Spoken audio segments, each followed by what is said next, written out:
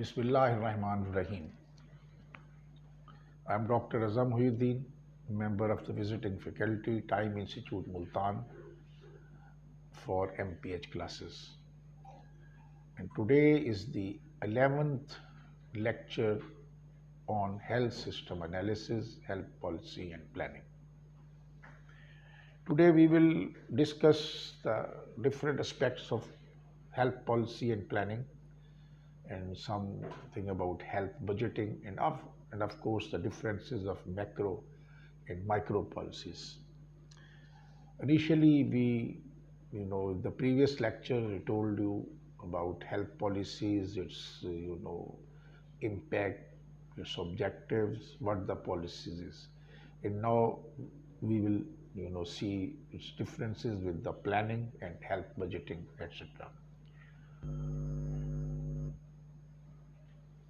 So, what about policy and planning? Plans and policies are integral part of any health system or organization. And although both of them look pretty similar, these are plan and policy look similar, but there are some major differences between them which we must know.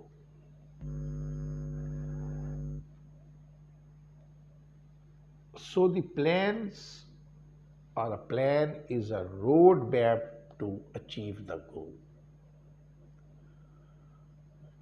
Plan is a roadmap, whereas policies are the guidelines and the set of principles which guide the concerned authority in its course of action.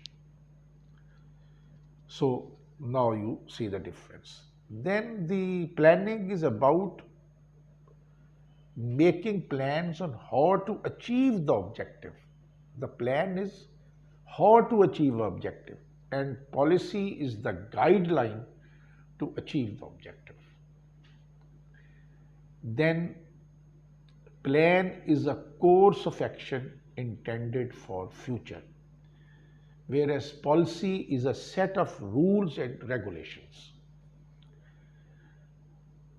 Plan is a set of future actions which are needed to achieve the objectives, whereas policy is a set of principles which are needed to govern the future actions.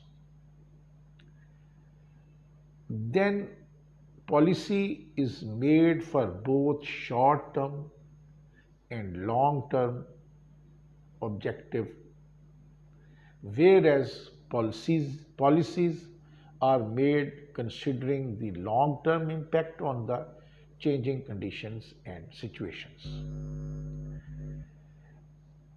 Then plans, they usually deal with complex and multi-sectoral problems, whereas policies, they usually deal with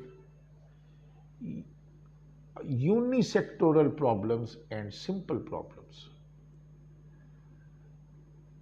Then the plans are made with moderate consideration to the analytic and quantitative techniques, whereas policies are made with huge emphasis and consideration to the analytic and quantitative technique, like cost benefit analysis, statistical analysis, etc. Then plans are made of at all levels from strategic level to operational level, whereas policies are made by the senior level management. Now you see the difference. Plans are made from all levels, from the lower level, middle level, high level, whereas policies are mostly made by the senior most level of management. The plans are made with the boundary of the policies. Whatever the policies is, we make the plan within the boundary, whereas policies are high level strategic governance. Planning is the work that we do considering the policy, whereas policies are set of rules around which we work. So this is the differences of what between policy and planning. So this for the health planning, WHO provides technical guidance on the development and implementation of national health planning and policies. So WHO is the father, or provides the guideline and roadmap for the national health policies and plans. So, and it also provides the guidelines to link the budgeting process and on both way, and how to improve the effectiveness of budgeting reforms in the health sector. Then the national health policies, strategies and plans lay by the context, VN objectives, and then is the spending of the priorities for health within the country's broader development. So these policies are made keeping the VN and objective that the spending for health must be done in accordance with the needs of the people. And expenditures are used to help finance health systems. The way in which health plans are translated into the budget, the processes, they are important for the public funds because they are essential to maintain the health care of the people. So budget allocation and execution and practices, they are crucial to support a progress towards the goals of providing the health care to the public. And especially the way budgeting is presented and organized, it determines how resources flow to reflect and to see their priorities. So these budgets, health budgets, they reflect the priorities which are contained in the policies and plans of the national government. Then what is the budgeting? So, all the time when there is an announcement that the budget is being presented in the assembly, there is lot of hue and cry and strikes. Then the government employees, they make a strike for the enhancement of their pays and allowances. The business sector to gain their facilities in the tax and other documentation and other things. But it is the process of creating a plan to spend your money. You also make a plan for yourself to spend your money, and this spending plan is called a budget. So creating this spending plan, this allows you to determine in advance whether you will have enough money to do it. So on one side you have a plan to do something, and the other side is your finance. So if you don't have enough money to do everything, you would like to make options for it. So then in the planning process, you prioritize your spendings and focus for money on the things that are most important for you. So in the budget, the most important items are given the presence for allocation of money for that. And if it is available, then for the next uh, options. And so likewise, why the budgeting is important in the healthcare. So budget allows an organization to better understand which funds can be spent on a certain project section and how much spending should be allotted to each. So, creating a sound budget allows for more usefulness investments and less room for error in the purchasing. If you have got good budget, your good estimate, and your allocation is actual, then there will be no error in purchasing and spending them.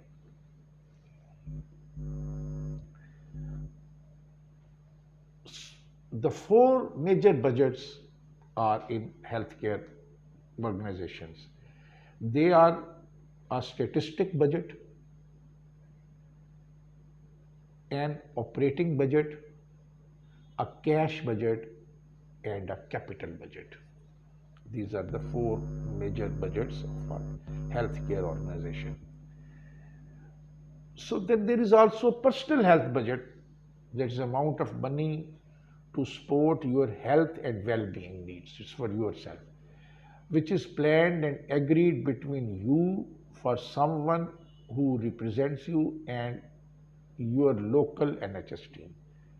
It works in a in a similar way to personal budgets, which allows people to manage and pay for their social care needs. So this is in the developing countries when you make your health budget accordingly, you get your insurance or whatsoever you know the local health, national health services where these systems are available. So you have to calculate your health budget. Then what is planning and budgeting process? So the planning and budgeting, this is on analytical, this is application, which helps us to set top-down targets and generate a bottom-up budget, which is at the foundation of your organization's operations. So developing targets, assess and analyzing historic and current data. So how you plan a budget? Like for an organization, you see what were the expenses last year, and that will be your minimum budget. Then what growth you want to accept, what new projects you have, so the resources and budget for that, money for that projects will also be needed. So how your budget is formed. So you define budget objective, you assess historical and actual data, then you develop a base budget, then you assess data and process budget, then you review it, and then plan and report results, and then you monitor progress, and you go ahead. And what are the objectives of health budgeting? It is to develop planning targets, to assess and analyze historical and current data, to connect strategic objectives with daily processes, link top-down targets with the bottom-up targets, then integrate and update financial statements to business conditions change. Then is the conduct continuous forecasting. The budget is also a forecast, what you are going to do in the coming year. And then perform real-time multi-dimensional modeling of your planning and budgeting data. These are the objectives of budgeting. Now, what are the reasons of business budget planning? So in addition to being an important part of the planning process, budgets are necessary for valuation of the performance of your government or organization over the course of each fiscal year. Your budget also indicates your performance. Part of budgeting responsibility is tracking actual, value and expenses and computing them into what was budgeted. So over and above expenses are, not allowed. It has to be, seen. Then another aspect of policy and planning are the, types of policies and microeconomic, macroeconomic and microeconomic policies. What is a macro policy? Macro policy or macroeconomic policy is a policy which affects the whole country or region. Macro mean on a larger scale. So it is concerned with the monetary, fiscal, trade and exchange rates, conditions as well as with economic growth, inflation and national employment levels. So you see all these are important. It's macro policy which is concerned with economic growth, and then is the fiscal policies, inflation rates, employment levels. These are the sections of the macro policy. Then what are the types of macroeconomic policies? There are three main types of government macroeconomic policies. One is the fiscal policy, then is a monetary policy, and then is a supply side policies. So other government policies include industrial policy, competition and environmental policies, price controls, these price control exercised by different governments. They also, are effective in the private sector producers as well. So these are the fiscal policy, monetary policy, and supply side policy. They are the types of macroeconomic policies, the policies which are at the national or regional level. Then there are four major objectives of macroeconomic policies. Full employment, first, price stability, a high but sustainable role of economic growth, and keeping the balance of payments in equilibrium. So your balance of payments, the money which is received by the government and the money which is spent by the government must be at a equilibrium.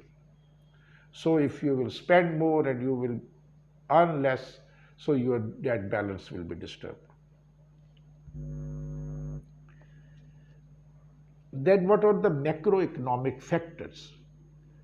The common macroeconomic factors include gross domestic product, GDP, very important, the rate of employment, the phases of the business cycle, the rate of inflation, the money supply, the level of government debt, and the short-term and long-term effects of trends and charges in these measures. And all these are the terms of economics. Then what are the microeconomic factors? There are 6 microeconomic business factors that affect almost any business. Our customers are people, employees, competitors, media, stakeholders, and suppliers. These are the impact of customers, availability of employees, distribution channels and supplies, the level of competition, availability of investors, and media and general public. These are the microeconomic factors. And the specific concept being focused is that marginality and demand, diminishing returns and supply, elasticity of demand, elasticity of supply, market structures, and role of price and profits in the resource collection. Now there are differences between microeconomic and macroeconomic, you know, policies. So